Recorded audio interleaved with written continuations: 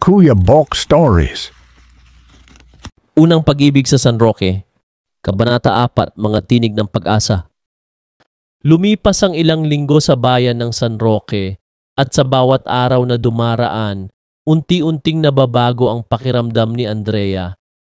Ang dating lungkot at inip na dala niya mula Maynila ay napalitan ng kakaibang kapayapaan. Hindi niya ito lubos na maipaliwanag, ngunit tila ba ang simpleng pamumuhay sa probinsya ay nagbigay ng bagong kulay sa kanyang puso. At higit sa lahat, ang presensya ni Joseph ang lalong nagpapaigting ng damdaming iyon. Isang hapon, habang naglalakad siya sa gilid ng palayan, nadaanan niya si Joseph na abalang nag-aani kasama ang kanyang ama. Pawisan ito, ngunit kitang-kita ang kasipagan sa bawat kilos. Saglit na tumigil si Joseph nang mapansin siyang dumaan. "Andrea!" Masiglang bati nito habang pinupunasan ng pawis sa noo. "Uy, abala ka pala," tugon ni Andrea, nahihiya ngunit may ngiting hindi mapigilan. "Pwede ba akong umupo sandali ron sa lilim?" "Siyempre naman, dun ka sa puno ng mangga, presko ron." Habang nakaupo siya, pinagmamasdan niya si Joseph. May kung anong init sa dibdib niya habang nakikita ang kasipagan at kababaang loob ng binata. Hindi ito tulad ng mga lalaking nakilala niya sa syudad, mga lalaking bihis na bihis, ngunit kulang sa malasakit. Si Joseph ay simple lamang, ngunit ang simpleng iyon ang tila pumupuno sa puwang sa kanyang puso. Matapos ang ilang minuto, lumapit si Joseph dala ang 2 buko. "Para sa'yo," wika nito, sabay abot ng isa. "Ay, salamat." Masigla niyang tinanggap iyon. "Ngayon lang yata ako nakatikim ng buko na ganito kasariwa." "Mas masarap kasi kapag dito mismo kinuha," tugon ni Joseph sabay ngiti. Habang pareho silang umiinom, biglang may ibinulong ang ama ni Joseph na narinig ni Andrea kahit malayo. "Anak, maganda ang babae, pero tandaan mo hindi tayo pareho ng mundo." Parang tinamaan ang puso ni Andrea. Agad siyang umiwas ng tingin, kunwaring hindi narinig. Ngunit ramdam niya ang kirot. Totoo nga naman, galing siya sa Maynila, mula sa isang pamilya na may negosyo at komportabling buhay. Samantalang si Joseph, anak ng magsasaka, at araw-araw ay nakikipagbuno sa lupa. Gayunman, hindi niya maiwasan ang sariling tanungin. Bakit parang mas buo ang mundong ito kapag kasama ko siya? Kinagabihan, habang nakaupo si Andrea sa beranda ng kanilang bahay, dinala niya ang gitara ni Joseph na ipinahiram nito sa kanya noong nakaraang linggo. Subok lang kahit hindi siya marunong. Pinipitik niya ang ilang simpleng nota. Pilit tinatandaan ang mga tinuro ng binata. Hindi ganyan. Biglang boses ang lumitaw sa dilim. Napalingon siya at nakita si Joseph nakatayo sa may bakod. "Joseph, ginulat mo naman ako!" reklamo niya, bagaman may halong tuwa. "Pasensya na, narinig ko kasi ang gitara." "Akala ko multo ang tumutugtog," biro ni Joseph sabay tawa. Natawa rin si Andrea kahit gusto niyang magtampo. "Hindi kasi ako sanay, pero gusto kong matutunan. Halika, tuturuan kita." Umupo si Joseph sa tabi niya, kinuha ang gitara at ipinakita ang tamang paghawak. Sa lapit nila, ramdam ni Andrea ang init ng braso nito na bahagyang dumadampi sa kanya. Kinabahan siya pero hindi siya umatras. "Ganito," paliwanag ni Joseph, marahang inaayos ang mga daliri ni Andrea sa fretboard. "Hindi mo kailangang puwersahin. Dahan-dahan lang." Napatingin si Andrea sa mukha ni Joseph, malapit, seryoso, ngunit may ngiting nakakalma. At sa sandaling iyon, naramdaman niya ang kakaibang tibok ng kanyang puso. Para bang bawat nota na lumalabas sa gitara ay sinasabayan ng tibok na yon.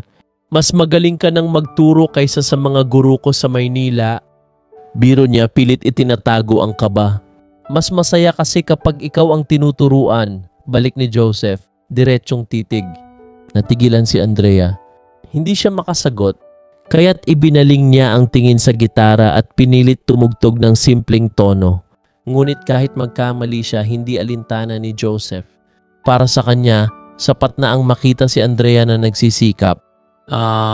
Makalipas ang ilang araw, muling nagkita ang dalawa sa ilog, ang paboritong lugar ni Joseph. Dala nito ang kanyang gitara at habang nakaupo sila sa mabatong gilid, nagsimulang umawit si Joseph ng isang lumang awit ng pag-ibig. Hindi makapaniwala si Andrea na may ganong tinig ang binata. Malalim, puno ng damdamin at tila bawat salita ay dumidiretso sa kanyang puso. Napatingin siya rito at sa kanyang mga mata ay nakasulat ang isang katanungan. Bakit parang para sa akin ang kantang iyon? Matapos ang kanta, natahimik sila pareho. Tanging agos ng ilog at huni ng mga kuliglig ang bumabalot sa paligid. Andrea, wika ni Joseph, medyo nag-aalinlangan. Hindi ko alam kung tama bang sabihin ko to, pero iba ka. Simula nang dumating ka rito, parang nag-iba ang kulay ng San Roque. Parang kinurot ang puso ni Andrea. Gusto niyang sagutin, gusto niyang sabihin na pareho sila ng nararamdaman. Ngunit biglang sumagi sa isip niya ang babala ng kanyang tiyahin at ang narinig niyang sinabi ng ama ni Joseph. Hindi kayo pareho ng mundo, kaya't pilit niyang pinanatili ang distansya. Joseph, baka masyado ka lang nadadala. Hindi mo pa ako lubusang kilala. Ngumiti si Joseph, bagaman may bahagyang lungkot. Siguro nga, pero hindi ko mapigilan. Sa gabing iyon, umuwi si Andrea na magulo ang isip. Ngunit sa kanyang puso, malinaw ang katotohanan. Unti-unti siyang nahuhulog. Ngunit hindi lahat ay sang-ayon sa nabubuong damdamin. Kinabukasan, kinausap siya muli ng tiyahin. Andrea, nakikita kong palagi kang kasama ni Joseph. Gusto ko lang ipaalala, huwag mong kalilimutan kung saan ka nanggaling. Hindi bagay ang mundo niya sa mundo natin. Parang tumagos sa kanya ang bawat salita. Napayuko siya, hindi makasagot. Alam niyang may punto ang tiyahin. Ngunit bakit tila ba hindi niya kayang iwasan ang binata? Samantala si Joseph naman ay pinagsabihan din ng kanyang ama. Anak, mabait ang babae. Pero huwag mong hayaang umasa ka sa isang bagay na imposibleng mangyari. Hindi natin siya kauri. Baka masaktan ka lang. Nagngit-ngit ang damdamin ni Joseph. Para bang lahat ng tao sa paligid nila ay laban sa kanilang nararamdaman. Ngunit sa kanyang puso, alam niyang hindi siya pwedeng umatras. Hindi ngayon na natagpuan niya si Andrea, ang babaeng tila nakapagpagising muli ng kanyang pusong matagal ng sugatan. Kinagabihan, lihim na nagkita muli sina Andrea at Joseph sa ilog. Tahimik silang naglakad sa tabing tubig at sa huli, napahinto si Andrea. Joseph, natatakot ako, mahina niyang wika. Natatakot saan? Tanong ng binata. Sa nararamdaman ko, sa nararamdaman natin. Parang lahat laban sa atin. Hinawakan ni Joseph ang kanyang kamay, mahigpit, ngunit puno ng pag-aalaga. Andrea, hindi ko alam kung saan hahantong to. Pero ang alam ko, hindi ko kayang itanggi. Kung laban man ang mundo, handa akong lumaban. Ang tanong, handa ka ba? Napatitig si Andrea sa kanya. Ramdam niya ang tibok ng puso niya na tila sasabog. At sa unang pagkakataon, hindi niya pinigilan ang sarili. Tumango siya, sabay hapit ng kanyang kamay kay Joseph. At sa ilalim ng liwanag ng buwan, dalawang pusong parehong sugatan, parehong nagdadalawang isip, ay nagdesisyong sumugal kahit palaban ang buong mundo.